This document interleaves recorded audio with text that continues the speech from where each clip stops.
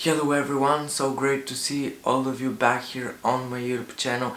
And if you're new here, my name is Trajo, and in today's video we're going to figure out a little bit different topic. So today we're going to look around at the camera basics and the manual mode. So I think this will help the creators out there who are wondering how to shoot and are stuck in auto mode.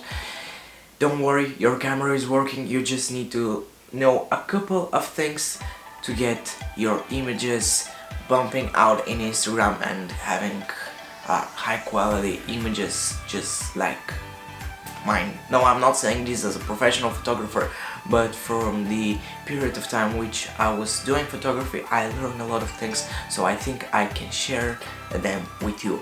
And without any further ado, let's start this video.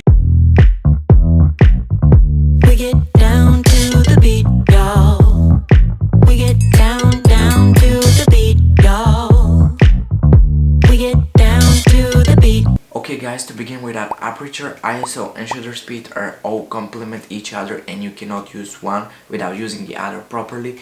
You need all of these three things, and to be fully manual and proficient and make great photos, you need all of them together. Okay, so shutter speed controls so many aspects of photography, and if you want to shoot your friends running super fast and make sure that photo is clear, or you want to shoot your pet or your kids going around you like crazy running and make sure that photo is not blurry, you need to have that high shutter speed which is opening and closing like this and is stopping that action. Okay, aperture, we all know that adds a ton of light, but did we know how to use it?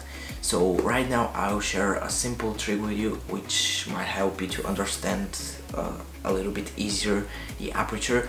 So if you take a look at this photo which is taken with aperture 6.3 and you take a look at this photo which is taken with aperture 4, you can see a huge difference. Like when you go back to the first photo and see that there is crystal clear image, you know, have that blurry background, everything is nice, sharp and perfect. But when we got back to the second photo, we can see that the background is blurry, and the background depends on what aperture you're going to shoot. Like if you wanna get the portrait like super sharp, like super close, you need to have super good and low aperture, but at the same time have that high shutter speed to not have that much ton of light coming through your lens. And when you get a super good and amazing landscape or a shot which is super white and you want to capture that exact moment with super crystal and good quality,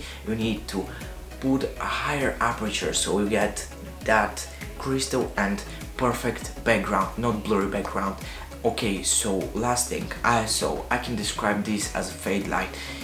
To be honest, I'm not using it that much, like I use it, but most of the time I'm playing with the aperture and the shutter speed. So the ISO is standing like right here in the corner waiting just to be adjusted a little.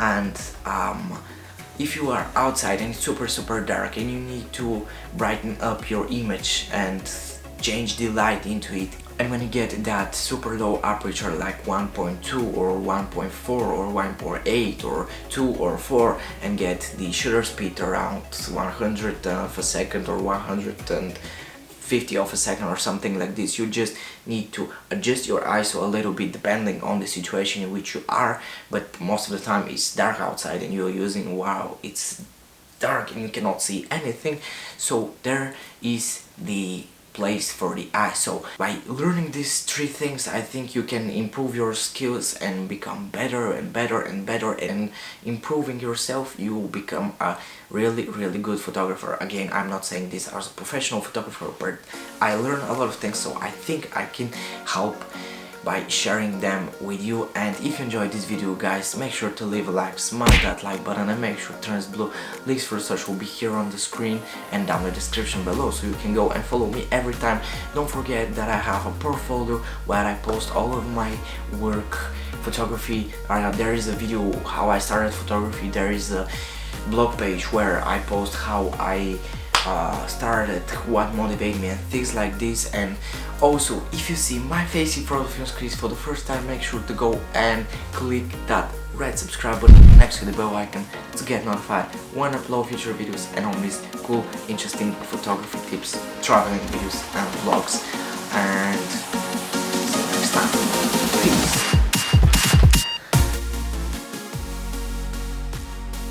So I think this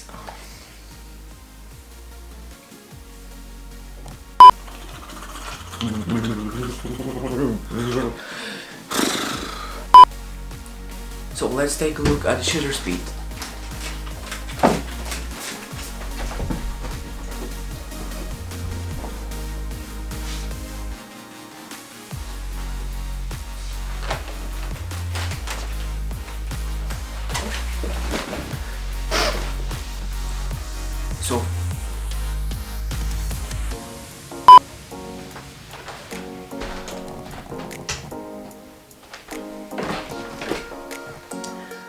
So first let's take a look at the shutter speed.